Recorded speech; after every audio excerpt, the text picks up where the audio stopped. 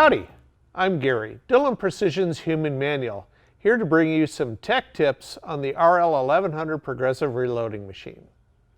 When you change primer sizes on the primer feed, in order to change out the punch in the bushing, you have to have the shell plate removed. Then you can either use a split screwdriver or just a small flat blade screwdriver, unscrew the bushing that surrounds the primer seating punch. It will lift off. There's a coil spring surrounding the primer seating punch. It lifts off. Then the primer punch itself will lift out of the frame. When you replace it, you want to lightly grease the bottom surface and the large cylindrical surface of the primer seating punch. Just enough grease to make them shiny. Again, the part is heat treated. This prevents wear to the rocker that pushes up on it.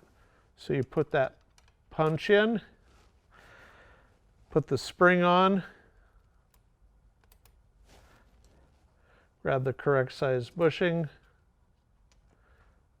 press down,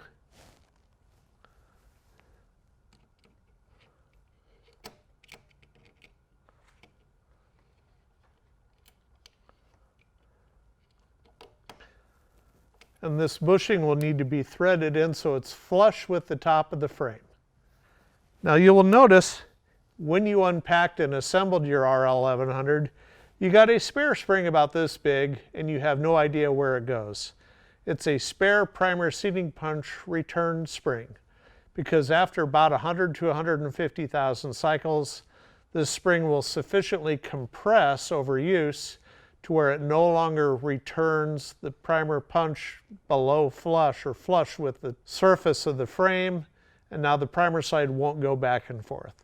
So if your primer side mysteriously hangs up and you've got 100,000 or more rounds, compare the length of the spare spring to the length of the original spring. If the original spring is more than a coil shorter, discard it, put the new spring in there. If it's less than a coil shorter, look for the problem elsewhere.